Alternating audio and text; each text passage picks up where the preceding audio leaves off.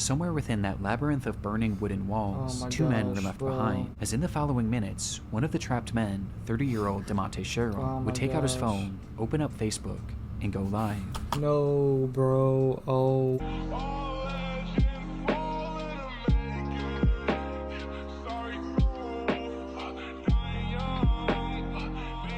We're in a spooky mood. We just got done playing some horror games. What better than to watch some Nick Crowley after the internet's darkest corners 6. 2 weeks ago, I have not seen it yet, and you know Nick Crowley has top tier quality content, especially when it comes to some creepy stuff. Let's get it. Fifth alarm. Working structure fire. 7741 Liberty Road Drive. It's 9 a.m. on May 18th, 2024. Residents of Charlotte, North Carolina wake up to the smell and sight of black smoke billowing up into the sky. Whoa. The source, a massive 7-story apartment complex, home to 239 luxury units, or at least what should have been luxury units. At the time, the structure was still under construction, meaning that thankfully no residents were living there. Awesome. But this in and of itself presented two major problems. What's up? The first was that, in its current state, the top 5 floors were primarily just the bones of the structure, made almost entirely of wood and insulation, making the building as a whole extremely flammable. Meaning that, although the fire had started out relatively small, it was quickly going to consume the entire complex if it wasn't put out quickly. Yeah. Which brings us to the second and even more glaring problem. The building was actively under construction when the fire started, and that morning 17 construction workers had clocked in, all of whom were now in grave danger. And by the time the firefighters arrived on the scene, I couldn't imagine that, bro. Good God. the situation was already dire. That's some movie And so type firefighters shit. rushed in, finding a large group of the employees and leading them out to safety. Though when they made it outside, they made the horrifying realization that they had only found 15 of them. Somewhere within that labyrinth of burning wooden walls, two men were left behind, trapped and calling out to anyone who might hear them. And these pleas weren't just being made to those on the scene, as in the following minutes, one of the trapped men, 30-year-old DeMonte Cheryl, would take out his phone, open up Facebook, and go live. No, bro. Oh. That's what's crazy. That's what's insane about today, bro. Revealing the horrifying reality that both he and his friend had found themselves You in. can just do this, Say hell, bro. we're in South Park. That is a nightmare, bro. Just trying to work. Just trying to work, bro. Just trying to pay the bills, and that shit happens. Watch this, watch this, watch this.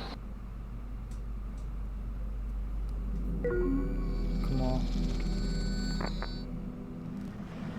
Yo, I'm at South Park right now. At work. Probably can't even breathe. And I can't get out. The stream showed DeMonte Cheryl and his friend Ruben Holmes somewhere deep within the bro. prospective apartment complex. And though the fire hadn't yet reached them, the smoke certainly had, Yeah. blanketing them in a thick impenetrable fog. Not Can't only even making breathe. breathing extremely difficult, but also making it nearly impossible for rescuers to see them. Damn, It's bro. getting harder and harder for them to see us. We're gonna Damn. have to stand out here and see. You gotta risk something, bro. Like, is there, like, can you jump somewhere? Like, oh my gosh, bro. Like, you gonna have to do some, like, crazy, like, The parkour building shit. on fire, I'm trapped inside. Me and Oh my my man. gosh. This was likely one of the reasons why DeMonte chose to start this live stream, hopeful that it could show rescuers exactly where they were. Yeah. But based on the footage, their positioning was far from ideal. They were on the Ooh. second highest floor, floor 6, Oh which had my only one gosh. access point, a single stairway that was on the complete opposite side of the building.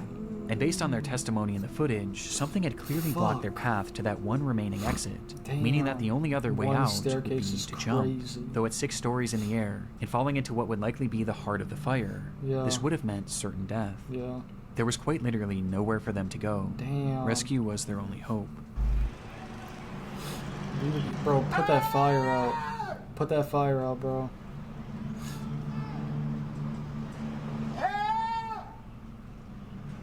Put that fire out, please. This is some crazy shit, bro. Yo, this building is on fire. I'm at work. Somebody send help. We're in South Park. I better be some Seemingly compensation, realizing bro. this, DeMonte began to grow more desperate, yelling out into the void of smoke, while Ruben can be seen in the background waving his phone flashlight. with both men They're doing anything trying, they could bro. to help rescuers find them. They're trying. Before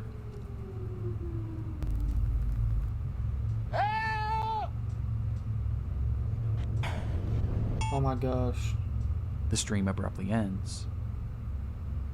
Rescuers were aware of the What unfolding happened? situation on the 6th story. They first tried to reach the men by using a massive crane with a basket attached, Oh my which can actually gosh. be seen in DeMonte's livestream. Oh my gosh. Though in it, you can see that it's also facing the complete wrong direction. You. Oh my gosh, you goofballs, bro. You had one job. As the smoke was just You that had one impenetrable. job. However, at one point, it's believed that the crane operator did actually see these men, but the blaze was just too extreme, leading to the operator himself having to be rescued. Oh, This left never only mind. one real option for saving DeMonte and Ruben. That's rough. They were going to have to go in after them. And so they climbed that stairway up to floor 6 and started their trek to the opposite end of the structure. Though before they could even make it halfway, the rescuers were relegated to a slow crawl, as the inferno around them raged more and more intensely, and the smoke grew thicker and thicker. Oh my god, bro. Though that's when they began to hear screaming. No way. they do Somewhere, this. lost in that maze, Ruben and DeMonte were yelling as loud as they could for help. This sound was a sign that they were getting close. Though just then, rescuers would be met with another sound. All companies working 7741 Liberty Road Drive, evacuate structure, per command. All companies working 7741 Liberty Road Drive, evacuate structure. Command all companies, this will be defensive at this time. We'll be ready for this side to collapse. Oh my gosh. Everybody get out of the collapse zone. Confirming you are coming out, but you're not out of the building. Holy shit. Damn. With the order being made for all of them to evacuate, as by this point, the structure was engulfed in flames, and a collapse was imminent. Sheesh. The firefighters tried to call out to the two in one last attempt to guide them towards rescue, but they never came. In fact, at that point, the structure fell eerily silent. They would leave that structure without DeMonte or Ruben, and minutes later, the fire consumed the entire building, with the temperature inside reaching 2,000 degrees Fahrenheit. That's... Before Damn, collapsed. bro. I couldn't even it imagine. would eventually topple to the ground. And inside, DeMonte and Ruben would become the sole fatalities of this catastrophe. Rest in peace, bro. I could not even fathom being in a situation like that. That is a horrible way to go. Rest in peace to both of them. Jesus, bro. I'm at South Park right now, at work. The building on fire, and I can't get out. That's such a bad way to go, bro. A fire. Harder and harder for them to see. You're at work too. Knowing You how the aren't story even- ends would make this live stream difficult for anyone to watch. But what I find most upsetting about it is that the majority of those who initially watched this were his own friends and family that followed him on Facebook, with these Damn. viewers including his own mother. And a lot of them probably had no idea he even worked this job, as he had just been hired that week. Damn. His brother had also caught the stream as it was happening, and actually rushed over to the scene where he pleaded with the firefighters to watch the footage. But despite That'd be me for real. doing the best they W, could, brother. there was just too much working against them to save DeMonte and Ruben. W, brother. Following an investigation into the fire, it was discovered that the crew was using an organic foam insulation, which was known to be extremely flammable and produce thick black smoke. And this became deadly when the machine used to spray that insulation caught fire, sending the whole building up in flames, where they had yet to install any sort of smoke detector or alarm system to alert the crew of a fire. Making matters worse, there had been a temporary set of stairs made right where the two men had been trapped, Wow. but that stairwell had just been removed in order to make way for the permanent set Wow. of stairs. Because of this and a myriad of other issues, the companies involved with this construction were forced to pay a fine of $50,000 and are currently being sued by the families of both victims. Good for millions. But regardless of the hopefully. outcome, nothing will Billions. ever make up for the loss of DeMonte Ever. Sherrill and Ruben Holmes. Ever, bro. Rest in peace to both of them. That's a crazy story. The Johnny Cashman. Things were incident. getting concerning. Johnny Cashman spoke to his family nearly every single day, but now, on the 6th day without receiving any communication from him, Okay. they knew that something was wrong. Johnny lived in Lynchburg, Virginia, hundreds of miles away from his home in Maine, and so, being unable to check on him themselves, they called police in the area and requested a welfare check. W family. Police entered Johnny's apartment on the 19th of April, 2022, and hours later, they would call his parents with the news that they had found their son dead on the floor. According to the officers, Johnny had experienced some sort of medical event that led to GI bleeding that ultimately claimed his life. But this made no sense to Johnny's family. Right? He was only 38 years old and had just been given a clean bill of health after a full medical exam only 4 months prior. Medical event? It was so out of the blue, in fact, that they even asked if there were any signs of a struggle, or if there was any evidence that he may have taken his own life. But they were assured that there was no trauma, no drugs, and nothing suspicious found on the scene. And that, as shocking as it was, his cause of death was entirely natural, and had likely just been spurred on by drinking and tobacco use, with the only solace being that Johnny didn't suffer, as they stated that he had died instantly.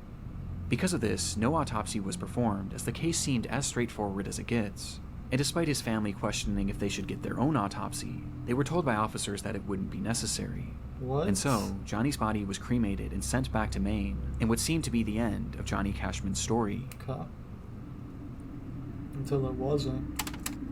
10 days later, come on. 10 days after Johnny's body was discovered, his ex-girlfriend and her mother made their way back to his apartment in order to retrieve some of her belongings. Okay. She knew that re-entering the space was going to be difficult, Yeah. but ultimately there was no way she could have prepared for what was waiting for her inside. There was blood everywhere. Whoa. It was pooled in the bathrooms, wiped on doors, spread all So the cops just didn't check anything at all? over the living space, and was even found on a chair and a banister. But the most horrifying part of it all was the walls. They were covered in splattered blood, which Oh my revealed long God, streaking bro. handprints. It was something straight out of a horror movie, and although Johnny's cause of death was deemed natural, what they found in that apartment seemed anything That was not but. natural. The fuck? Traumatized by what they were witnessing, the pair snapped multiple photos of the bloodshed and ran out of the unit, directly into Johnny's neighbor. That's weird. This neighbor revealed that they believed something far worse than a medical emergency had happened to Johnny, as they had a security camera mounted to their door which faced Johnny's unit, and on the day of his passing, it captured something incredibly disturbing. Whoa. Talk to me. Date of death, okay? 3:03 p.m. Whoa. Is that him or no? The footage shows Johnny making his way up the flight of stairs leading to his apartment at around 3:03 p.m. Sure. He look a little intoxicated. Maybe not. Nothing seems out of the ordinary at all, though it is noteworthy that he was holding an empty glass, perhaps insinuating that he had been drinking. Sure. But this doesn't seem to impair his movements much at all, as he punches in the code and enters his home, just as he did every other day. But moments later, something happens inside that unit, and while it goes unseen, it doesn't go unheard. Whoa. 1 minute after entry. Was somebody hiding in there? What the fuck? What are you doing? Yo, what the fuck, dude? Oh my gosh, bro. Nick Crowley does a great job with these vids, bro, because it really puts you in that spot, bro. That's scary. Oh my gosh, you're just getting home, you just walk in and some crazy person is going to stab you or something. That's clearly not a medical freaking event. Jesus. The audio seems to depict a man yelling, asking repeatedly, "What are you doing?" and begging for something to stop. On top of this, you can also hear loud thuds and banging, It's a nightmare. almost as if things were falling over inside, or there was some sort of physical altercation, before the unit then goes quiet just a few seconds later. Does someone leave? It was unclear if this voice was Johnny's, or perhaps someone else who had been inside the unit, but regardless, one thing was apparent from this audio. There was someone else in that apartment, despite the fact that Johnny lived alone. And just 7 minutes later, this unseen person would emerge. Oh shit. You gotta keep a blick on you, bro, I'm telling you. What the Oh, that's scary, bro.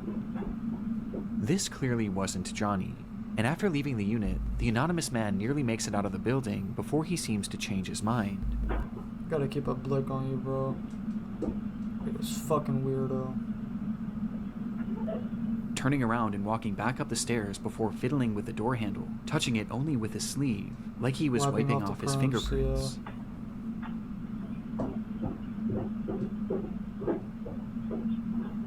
Twisted, he then bro. walks down the stairs and stops once again, where he seems to be in a state of shock over whatever had just transpired. Twisted, bro. Before he composes himself and walks out of the building. But the footage wasn't quite finished yet. 8 minutes after entry.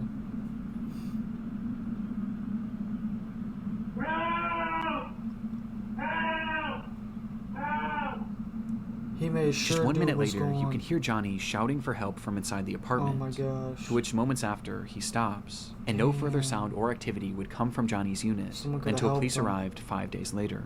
5 days later, someone could have The helped footage him, bro. and the scene at the apartment seemed to contradict what Johnny's family had been told about his death. Damn. The blood all over made it obvious that Johnny's death had not happened in an instant. Yup. And this, coupled by the presence of this unknown man who was clearly distraught and wiping off his fingerprints, as well as the sound of the apparent struggle inside, seemed to point towards something much more sinister than what was initially conveyed to the family. But even with this footage, police still believed that Johnny's death was due to a medical emergency. How? Even with that footage, you still believe it was a medical emergency that killed him. Are we being for real right now? As they quickly changed their initial story, saying that the blood spread was due to uncontrollable vomiting, and that Johnny had in fact likely suffered, at least for a short while. He's not a real person. But this medical emergency wasn't elaborated on, as they didn't truly know what caused it, as no autopsy was ever performed, nor could one ever be performed, as by this point, Johnny was already cremated. Damn. And cremated because of the officer's initial statements. So if Johnny had actually been murdered, which the footage does seem to suggest, there was now virtually no way to prove it. That's scary, And what makes this bro. even more frustrating is that law enforcement already had this footage. It was collected that very day, and they either Wow. didn't fully look through it or didn't think that this was overly suspicious. How? But everyone else surely did. And soon, this video began making the rounds online, Horrible leading to one cops. glaring question being asked. Horrible cops. Yeah, who is that? this man? Kevin As Love? no one in Johnny's life recognized him. Well, it wouldn't be until May 11th that investigators would finally ID him as The- Stephen Church. And upon being questioned, he revealed that he had moved to Lynchburg for work, but the opportunity he had lined up fell through shortly after he arrived, leaving him with no money and without a place to stay, Can we which is get when he met justice? Johnny, who offered to let him crash on his couch. Wow. He supposedly stayed with Johnny for 3 days, Wow. and described Johnny as an alcoholic who drank constantly, including on that fateful day. Wow. When Johnny arrived home, Stephen claims that he started drunkenly yelling at him about Alcohol is not worth it, people. Pick up the Mary Jane if it's that bad in life. paying rent, which led to the This two getting won't into a kill you. verbal altercation. But he insisted that this altercation never turned physical, and that he left immediately after, to which he Right. quickly went back to clean his prints because he was afraid that Johnny would try and have him arrested for squatting. And having Right. already racked up 2 felonies in his life, Right. Stephen was paranoid about going back to jail. Right. But when Bad- Stephen was bad leaving, lie. he did mention seeing Johnny hunched over the toilet as if he were going to vomit. Bad But he claims to lie. have left before this so-called medical emergency started. This is the gist of Stephen's account from that day. But the problem is, it doesn't really match up with what we're hearing in the video. Nope. What the fuck? What are you doing? Yo, what the fuck, dude? Yeah. From the footage, we can hear everything going on in that unit, but at no point do we hear any sort of an argument, nor do we hear anything about rent, with the phrases lending themselves more to a physical struggle rather than a verbal one. Gotta keep In up fact, with the whole what's time going it on, appears son. that we're only hearing one voice. Especially you got a stranger But there is an over. exception.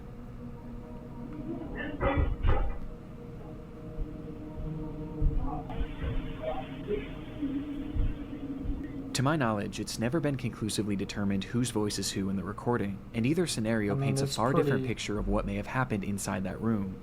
But Pretty regardless, clear. this audio makes it clear that Stephen's story was fabricated at least to some degree, Yup. as he also fails to account for the loud banging in the background. And because of this, his version of events is And the generally help rejected, after. with most people seeming to believe one of 2 main theories. The first is that, upon arriving home, Johnny and Stephen had gotten into a physical altercation, resulting in Johnny taking some sort of blow to his abdomen, which in Yeah. turn triggered or exacerbated this medical emergency. GI bleeds are horrific and can certainly cause the level of bleeding that was found in the apartment. And perhaps seeing all the blood coming from Johnny, Steven started yelling at him before deciding to run off, fearing that he would be charged for murder. This would explain Steven's demeanor and actions after leaving the apartment, and why he may have fabricated his story, as he knew or knows that he was directly responsible for Johnny's death. And this blow to the abdomen could have easily been missed by investigators, as the injuries would have been primarily internal. The second theory is that upon arriving home, Johnny naturally experienced a medical emergency leading to this catastrophic GI bleed. Upon seeing this and perhaps being in a state of shock, Steven yelled at him, demanding to know what was happening and telling him to stop, as perhaps he was moving around the apartment and tracking blood everywhere, which would explain the other voice saying, "I can't stop." I could see how this interesting theory. Experience would make no sense to Steven, and perhaps just having no idea what was happening, he left and tried to make it look like he was never there, as he was afraid of being blamed for whatever was happening to Johnny, and so he essentially left Johnny there to die, whether knowingly or unknowingly.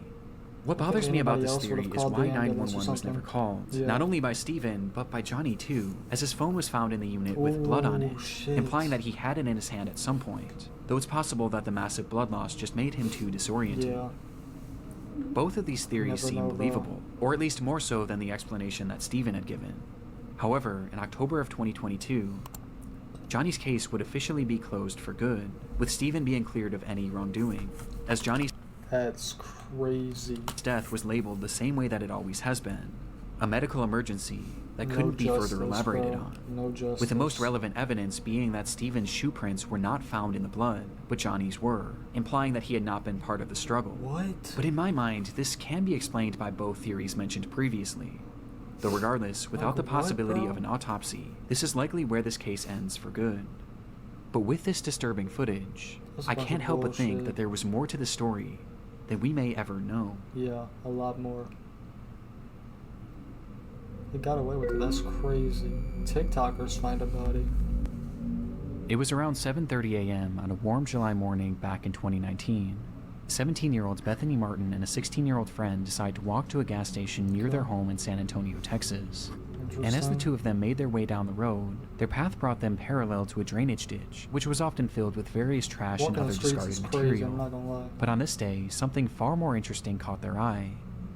It looked like a man crouching down and leaned up against one of the concrete walls. But the closer they got, the more they realized how unusual his posture was. Don't tell me they He looked recorded it. completely unnatural, and he wasn't moving. And by the time they came face to face with him, the reality of the situation would hit them. They had just found a dead body. Don't tell me they started recording. This discovery was enough to traumatize anyone, especially two teenagers. And upon calling the police and being sent on their way, Bethany and her friend would make the long walk back home, contemplating what to do next, before they eventually landed on the idea of sharing their experience with the world. And so, as soon as they got in the door, they began to set up lights and their camera in order to film a TikTok.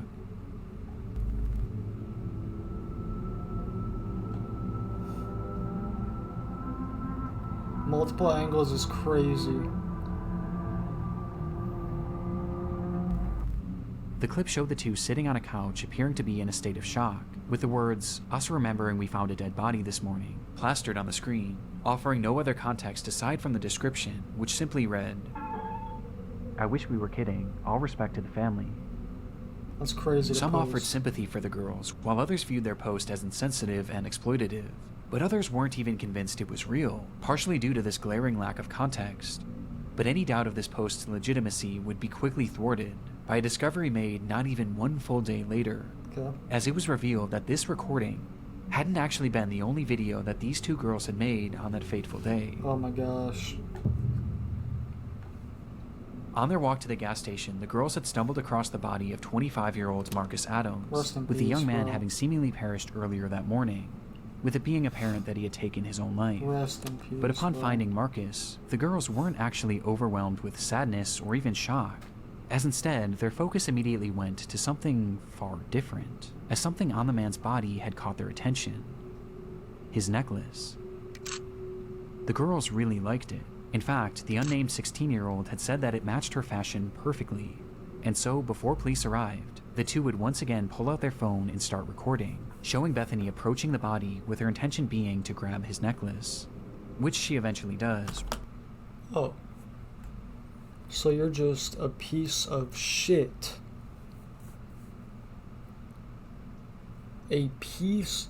You see a man passed away and your first instinct is, oh, his necklace matches my style. Let me, bro, kleptomania. Removing the medallion and giving it to her friend, before tossing the chain into the grass nearby, leading to the girls running away from the scene. The 16-year-old would then post that video onto her Snapchat story for all of her close friends to see. Are you an idiot? I can't show the footage for obvious reasons, Yeah, but it's please don't. truly awful. And just based on the audio alone, you can tell that they're very obviously having fun doing this. You gotta do it now.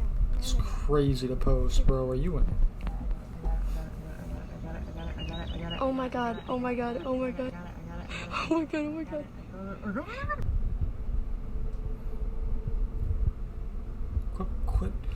Quit playing with that man, bro.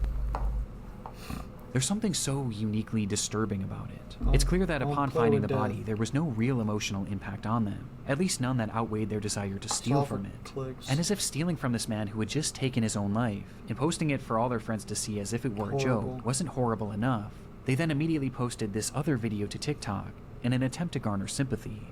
It's truly awful, and made even more appalling by reports that claim that the 16-year-old had actually worn this medallion in the TikTok video and in others made following its posting. That's And unfortunately, insane. their actions had even more upsetting consequences, as the footage from their Snapchat story was quickly downloaded by someone they knew and posted onto an app called Nextdoor, Wow. with the footage being totally uncensored. Oh my god. And it was on this app where it's claimed that many of Marcus Adams' own family members would see the footage, disgusting. many of whom weren't even aware that he was deceased. Wow, bro. Just one day after posting this TikTok, both girls were questioned by the police Good. after the incident and the footage was reported to them. Good. And as a result, Bethany would be charged with theft of a human corpse, but would ultimately Dumbass. avoid any serious jail time. Meanwhile, the 16-year-old's name and charges were never publicly released, but we do know that the medallion was returned to the family. Perhaps unsurprisingly, Bethany would later come back to her TikTok page shortly after her Oh arrest my gosh, and share here we her go. side of the story, where she gave a less than half-hearted apology, Here we while go. also claiming to be the victim, saying that her friend had pressured her to steal from Marcus, as well as pressured her into making that TikTok in the first place, because she thought it would be a hit. Right. Though obviously this didn't go over well. Mm-hmm. Dumbass behavior. John L. Matthews, Janelle. On December 20th, 1984, 12-year-old Janelle Matthews disappeared from her home in Greeley, Colorado in the evening hours. 12 years old, bro. Hey. Earlier that day, she had sung at a Christmas concert with her school's choir, which her Nice. parents were unable to attend, as her mother was out of town and her father had gone to her sister's basketball game nearby, leading to Janelle catching a ride home with a friend. Being dropped Risky. off at her house sometime around 8:15, where she excitedly spoke to her father on the phone, letting him know that she had arrived home safe and sound. Nice. Approximately I did not 1 hour poo. later, her father, Jim Matthews, pulled into the driveway to find the garage door wide open, and the house completely empty. Janelle was gone, leaving behind her winter coat and even her shoes, despite it being a Whoa. frigid, snowy night. And it was within that snow that was quickly piling up that lie one of the only real clues left behind at the scene. Footprints, leading directly to one of the home's windows, Oh my insinuating that gosh. someone had been watching Janelle. She even locked the door, bro. 12-year-old Janelle Probably. Matthews disappeared from her Greeley home 1 month ago today. It's believed she's the victim of a kidnapping. She has not been seen or heard from since December 20th. Her disappearance Like, became a big can news you story really blame almost that on the immediately, parents? with the Like- whole community and really the whole country becoming invested in the fate of this girl, thanks in large part to her being one of the very first milk carton kids, meaning that her face and information about her disappearance was shown on countless Damn. milk cartons all across the country to get the word out. And as a result, this case became huge in the mainstream media, as even politicians began to make note of Janelle's story, with that's then President fire. Ronald Reagan mentioning the girl in one of his speeches. That's I fire. learned about Jonelle Matthews of Greeley, Colorado, 5 days before Christmas.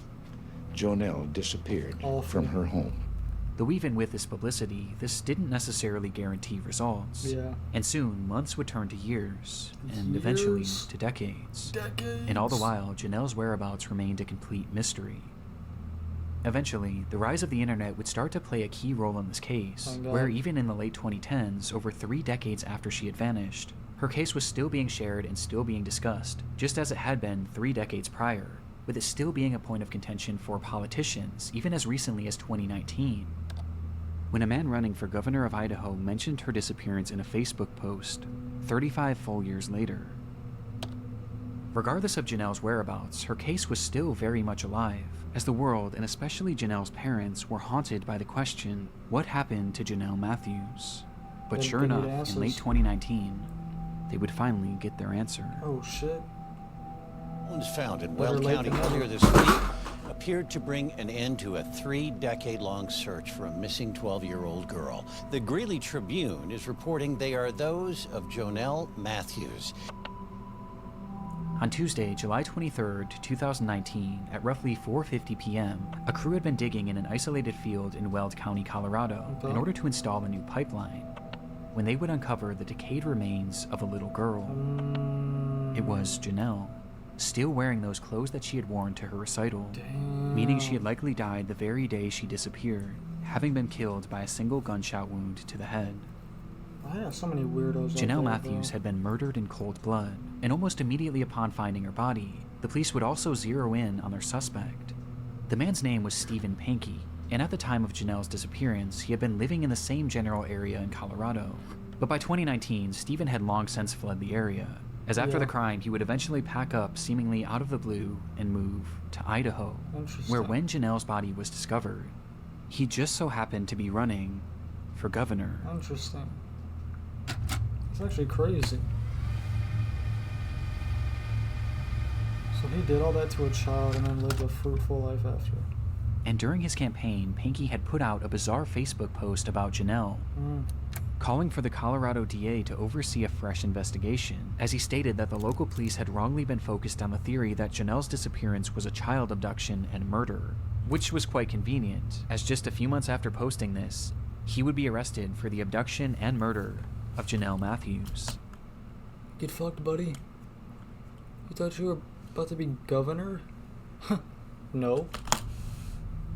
Fucking goofball. Police believe that Janelle had first caught Stephen's eye when he was working as a janitor at the church she attended, with this leading to him stalking her and eventually abducting her on that fateful night, where he threw Janelle in his car and ultimately ended her life, for no reason other than his sick satisfaction. He then proceeded to bury her in a field 20 miles away, in a spot that he was certain no one would ever find her. Now, the evidence supporting this is mainly circumstantial, but it is incredibly concerning. Just one day after Janelle's abduction, Pankey decided to take his wife to California in order to celebrate the holidays with his parents, with this trip being completely unplanned, as his wife was only told of it literally the day of. And making things stranger, when they returned home, Stephen's car conveniently caught fire and was burned to a crisp, to which he offered no explanation for. But in response, he would take the car to a local scrapyard where it would be even further destroyed, taking any potential evidence along with it. Very clearly But while this is all strange enough, police say that the main indicator that Stephen was their man was his clear obsession with Janelle's case. Shortly after the slaying, Stephen began listening and watching any news reports he could on Janelle's case, while also having his wife read every single article about the missing girl out loud, to which he would often have her repeat them over and over again. But his obsession didn't stop there, as he would then start frequently calling the police, wanting to talk to them about the case, even going as far as to give them potential leads, as he claimed to be fearful that he was going to be blamed for the crime, despite having seemingly never even met her. And it was during some of these many unusual phone calls that he was said to have given details on her disappearance that were never actually made public. But his obsession was entirely uncanny, bringing up her disappearance at random even decades later, with his Facebook post being a perfect example. And as it turns out, one of Stephen's most incriminating statements came as a result of something he mentioned in that infamous message. In it, Stephen says that his son Carl had been murdered in 2008, which is in fact true, as the murder was actually fully solved, with it being confirmed that Stephen had nothing to do with it. But when he was mourning the loss of Carl, something unusual happened. What's up? His now ex-wife recalled that following Carl's death, Pankey never once cried until the day before his memorial service, where she watched him from a distance walk up to their son's urn and begin to sob, eventually blurting out, "I hope God didn't allow this to happen because of Janelle Matthews." What? Despite maintaining his innocence to this day, Pankey was sentenced to life in prison with the possibility of parole in 2040. his conviction coming 12,634 days after Janelle Matthews' disappearance, with Panky's cryptic Facebook post serving as a dark relic of his twisted obsession that would eventually expose him as Janelle's killer.